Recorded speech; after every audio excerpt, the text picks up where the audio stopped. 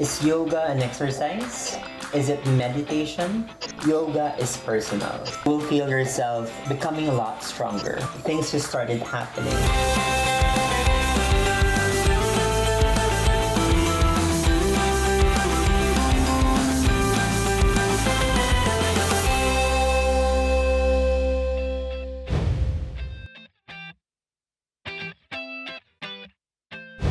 Hi everyone, my name is Oliver. I am a certified VinYasa Flow and Yin Yoga teacher from Bliss Yoga Manila. Let me start by extending a warm welcome to all of you on this very first 9.9 BPI Investment Day brought to you by the BPI Asset Management. Since we are hashtag invested in you, you can be one of the lucky winners of 10,000 investment credits today. Here's how. Watch any of the videos that we will stream at the 9.9 BPI Investment Day. Take note of the unique code that will randomly appear throughout the video. Answer the survey at the end of each video and don't forget to key in the correct unique code. For every survey that you submit, you will get one raffle ticket for a chance to win one of 10,000 investment credits. Here's a pro tip. Watch more sessions at the 9.9 BPI Investment Day for more chances of winning.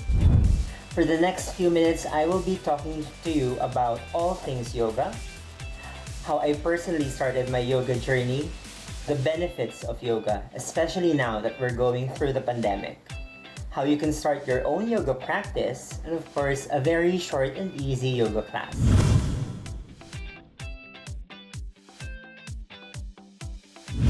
People ask me, is yoga an exercise?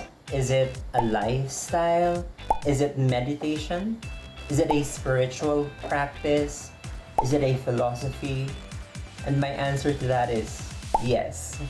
It's all of those and maybe more. Yoga does involve some physical training. And in that sense, that makes it an exercise. It's the most obvious thing that we see and know about yoga, the yoga poses. But it also involves mental training, which makes it a very meditative practice. It originated in India, so it was influenced by the ancient Hindu culture, but it is not a religion. Instead, it is a method of tapping into our inner divinity or our inner good and putting all those into practice and applying them in our daily life is what makes it a lifestyle. But I guess the most important part is that yoga is personal. What it means to each individual is unique and valid. What it means to me may not be the same as what it means to you, and that's perfectly fine. It may be all of those things, it may be some of all those things I said earlier, or none of them, and that's okay.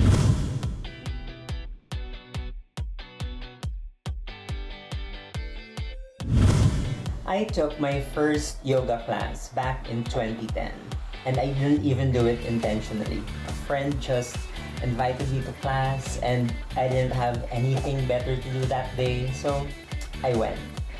But after that very first class, I immediately felt this sense of relief. Like all of the stresses that I have been carrying just melted away.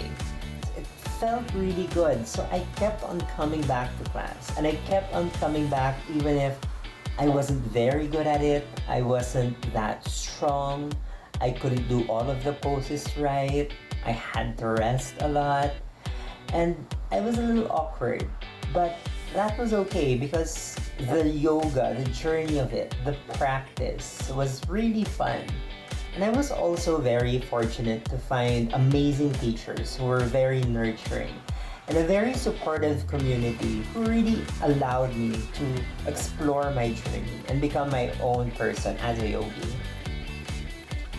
In a matter of months after that first class, just things fell into place in my life. Things just started happening. And I think I was in a really good place. I was a lot happier. I was a lot less tense and I felt lighter. So I guess I really just attracted all of those positivity in my life. So yoga helped me a lot in that way. So since then, I've been practicing pretty regularly. And then in 2012, my yoga teachers endorsed me to take up yoga teacher training. I got certified in Bliss Yoga Manila as well, and I have been teaching since then. So I've been teaching for a decade or more now. In 2013, I also took another teacher training in Singapore. And since then, I've been taking workshops, conferences, and even other classes to really help shape and improve and evolve not only my personal practice, but also the classes that I give to my students.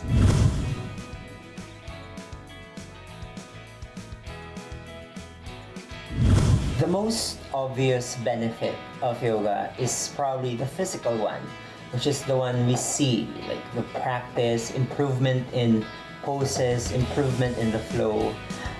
Like in a month or two with consistent practice, you will feel that you're becoming more limber, you're becoming more flexible.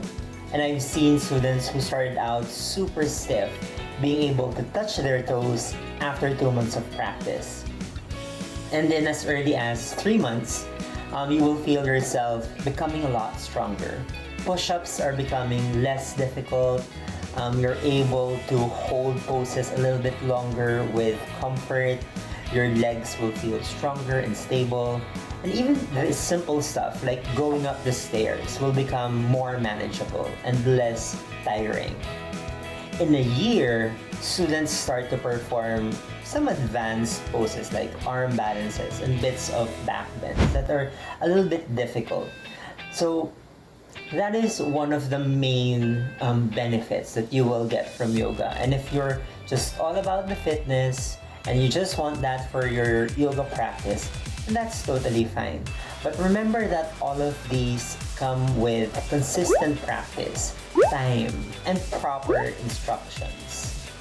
Other benefits of yoga are a little bit more subtle. So one of them is its impact on your mood or your disposition. Opening up yourself to the less physical and more philosophical, if not spiritual aspects of yoga can really help you a lot if you allow them to do so. Yoga can help us become more focused, but in a very calm way, not in a neurotic way. There's a peaceful steadiness that comes with a practice that if you keep doing it, eventually it becomes second nature to you. Just breathing through the difficult parts of your day, even at work or even in social gatherings, can bring a lot of peace into your life. And probably another benefit that is really pretty difficult to perceive until a lot later on would be a change in mindset or perspective. This is a little bit more tricky because, like I said, you can't notice it immediately. And if you're working your way into this goal, it can feel a little bit frustrating because the process is really beyond just physical exertion.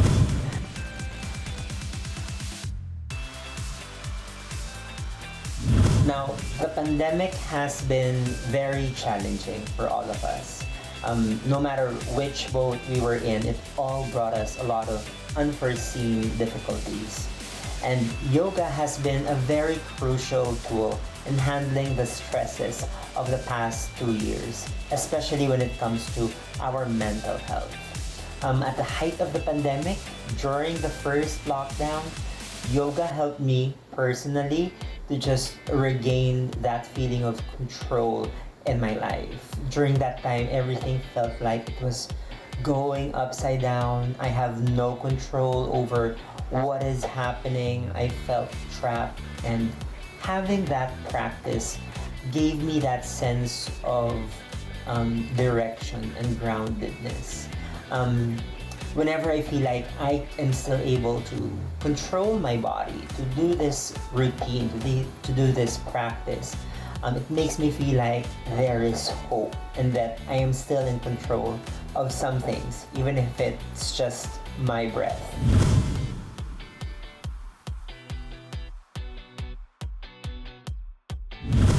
People who are starting their yoga journey tend to encounter a lot of misconceptions. One of the most famous, if not the most common misconception, is that you have to be flexible to be able to practice yoga.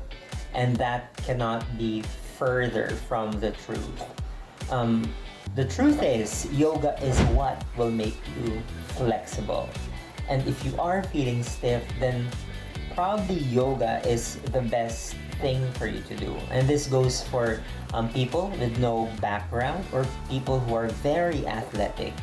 A lot of people feel that the goal of yoga is to achieve difficult poses like crazy inversions, putting your foot behind your head, doing a handstand. And those things are nice and cool, and there's nothing wrong with working your way towards a goal.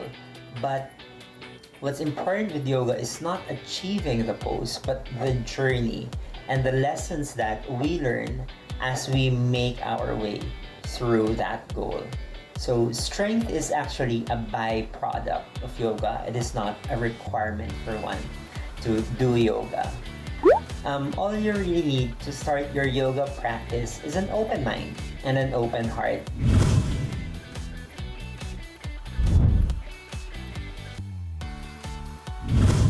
Getting started with yoga, you don't need a lot of things. So, unlike other sports, you don't need fancy equipment or gear. All you need is a little bit of space, comfortable clothes that you can move in, like a shirt, good pair of shorts, and a yoga mat. Even a cheap one is okay. You don't have to get the expensive ones. But also, like other physical activities, you need to make sure that you are aware of any physical limitations or medical conditions that you have, and you want to consider them before starting a yoga practice. So, for example, if you have any spine injuries or back problems, and there are movements or positions that your doctor told you not to do, then that's something to consider if you're going to start a yoga practice. Basically, what you want is to get your doctor's clearance if you have any medical conditions before taking a class. Most importantly, make sure to inform your teacher about any of your conditions, and you want to listen to your body as you move. Now, after that, once you've checked out all of those things to do, the first thing you want to do is find a good teacher. Whether it's a teacher online or a teacher face-to-face, you want to be with the teacher and also the community or the students that resonate with you. You want to feel like you are at home when you go to your yoga practice. Like I mentioned earlier, once you get into your yoga class, what you want to do is listen to your body. Especially if you are doing an online class where the teacher is not there with you physically to assist you if ever you need it or to catch you if you fall. So you want to just take things slow, baby steps. As a rule of thumb, I always say this in class, if it doesn't feel right, don't do it. Even if the teacher is telling you to do so, trust yourself. You know yourself better. If you do feel any pain while you are doing yoga, you want to back off, come out of the pose, just rest, assess, and then see if you need to continue or if you have to stop completely. Just totally fine. Also, like I mentioned, take rests. Take lots and lots of rests if you need to. Yoga classes tend to flow from start to end with minimal breaks in between. But if you feel like taking a break at any point, you don't have to feel ashamed that you are taking a break.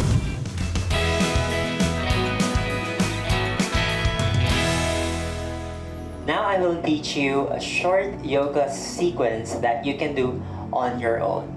If you don't have a yoga mat, you can just sit on the floor, or if that's not comfortable for you, you can get a pillow and sit on a pillow, or maybe even just sit in your chair. Make sure that you're sitting comfortably, your knees are feeling okay, your hips are feeling okay, and then let's just roll our shoulders up, back, and down, and close our eyes. Resting your hands on your thighs, or wherever it's comfortable. Take a deep breath in through the nose and exhale through the mouth. Just do that a few times. Inhale and release. Breathing in and breathing out.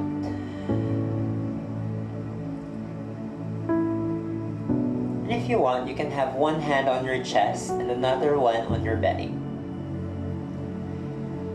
And what I want you to do is just focus on your breath and observe how you're doing it.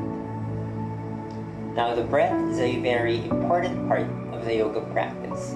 Whether you're a beginner or an advanced practitioner, breathwork is at the core of the practice.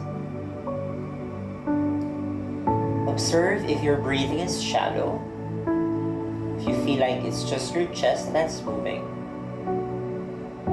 or perhaps you can feel your belly moving as you breathe, meaning you're starting to breathe a little deeper. Now what we want to do is slowly regulate the breath. So I want you to inhale as much as you can and exhale through the nose slowly and gently.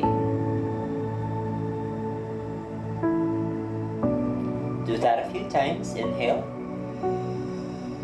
Feel the belly expand and exhale. Feel the belly coming in. And feel free to exaggerate your breath at this point. Just keep on breathing that way.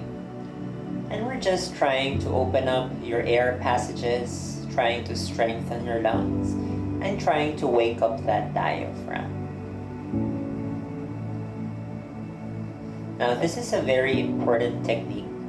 Whenever you feel like you're getting stressed or you're feeling overwhelmed, you can always just take a few minutes and focus on your breathing and try and slow it down. Slowing down your breath will allow you to let go of your fight and flight response and allow you to activate your rest and digest mode. When we slow down the breath, our body will start to relax.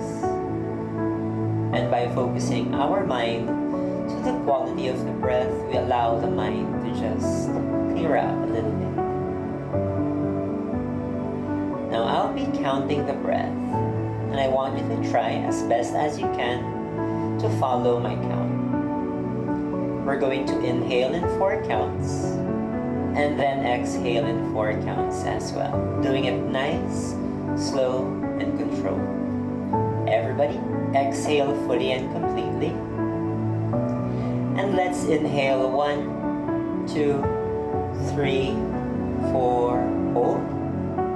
Exhale 1, 2, 3, 4, hold. Inhale 1, 2, 3, 4, hold. Exhale 1, 2, 3, 4, hold. Inhale 1, 2, 3, 4, hold. Exhale 1, 2, 3, 4, hold. Now keep on breathing at this pace. Now wherever we are, no matter what we do in yoga, we want to try and keep our breath nice and steady. We want to keep it at this pace, especially when we're feeling a little bit challenged. See, the goal of yoga is to teach us to stay equanimous or to stay calm, no matter how challenging the flow, the poses, or whatever challenges we encounter, whether on or off the mat.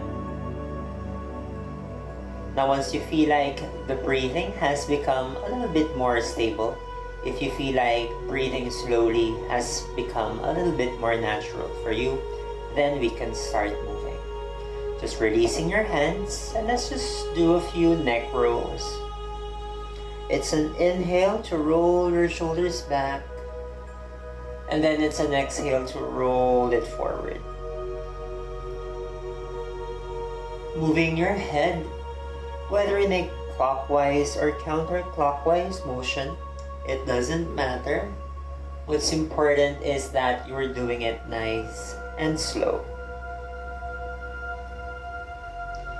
Making sure that you're moving slowly so that you don't feel dizzy.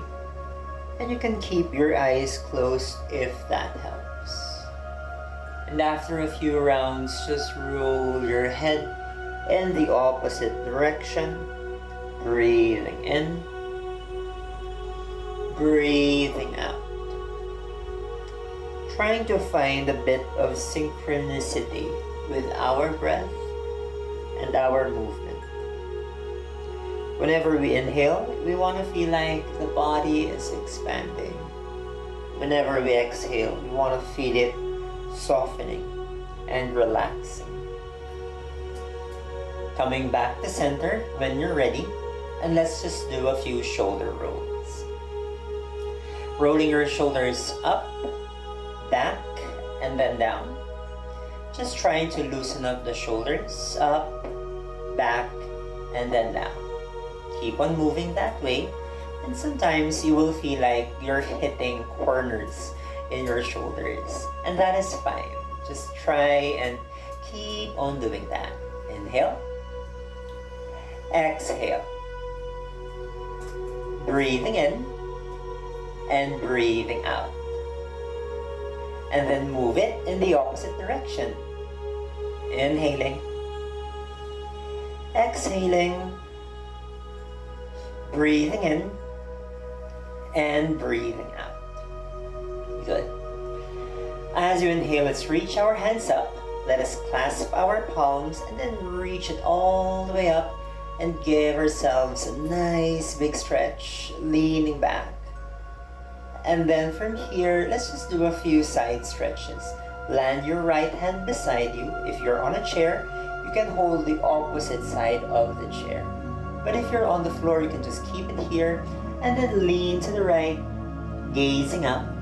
Inhale, exhale, breathing in, breathing out, inhaling and exhaling. Coming back to center, let's do the opposite side. So your right hand will reach up, and as you exhale, reaching towards the left side. You want to keep your sit bones down. You want to keep your body grounded. And then you just want to feel like you're opening up the side body. Breathing in and breathing out. Coming back to center, making sure that your shoulders aren't bunching up.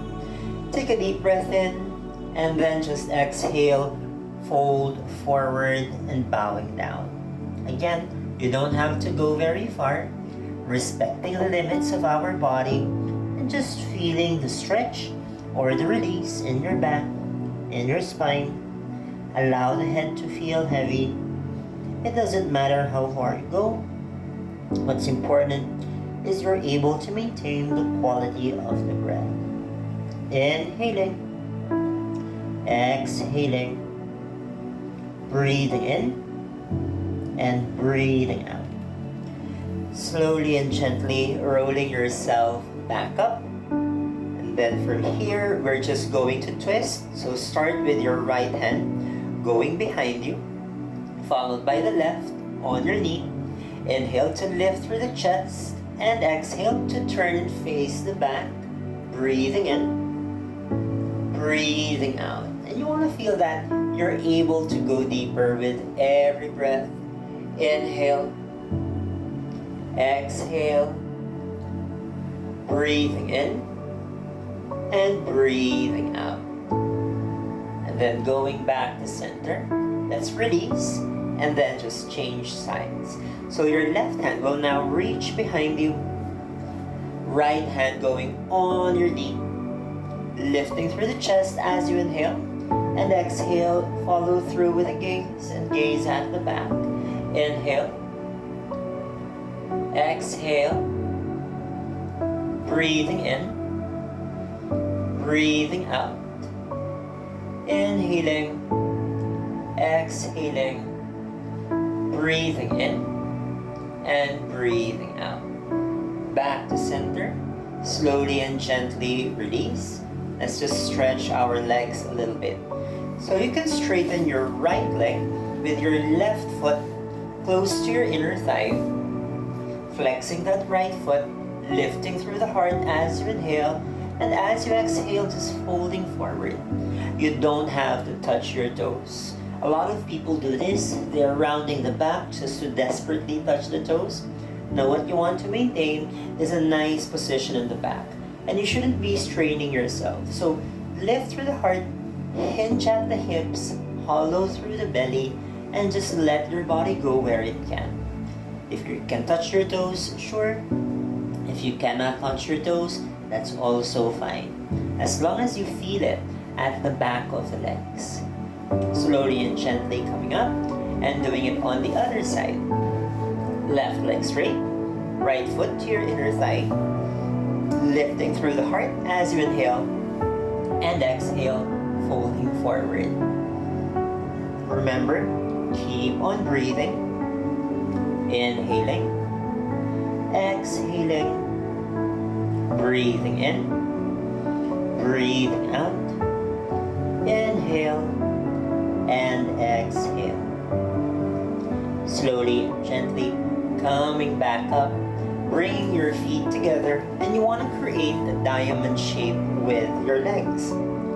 Now you can make this as wide as you want, just so you're comfortable.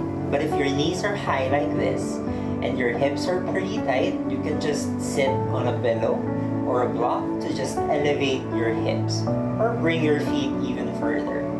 Lifting through the heart, avoid holding your feet and pulling. Just relax and let go and allow your body to go there. Breathing in, breathing out, inhaling, exhaling, breathing in, and breathing out. Slowly and gently coming back up. And let's just go back to an easy seated position. Resting our hands on top of our knees, or if you want to, palms in prayer position. And you want to use your thumbs to just listen to your heartbeat.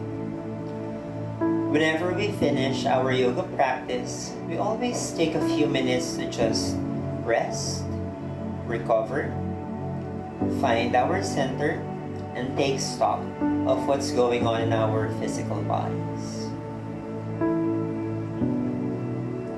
Thank you so much for allowing me to lead your short practice. I hope you enjoyed watching, and I hope you learned something from the time that we spent together.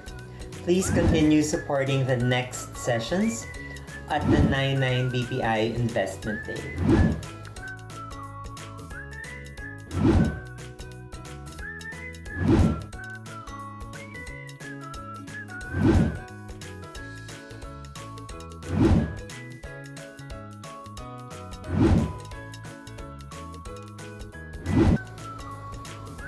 Before I go, let me just remind you to please always answer the survey for each of the sessions you watch and include the unique code that is flashed on the screen for each session.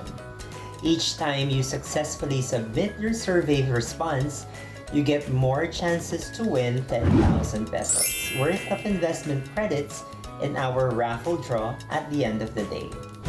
Since we are hashtag invested in you, you can be one of the lucky winners of 10,000 investment credits today. Here's how. Watch any of the videos that we will stream at the 9.9 BPI Investment Day.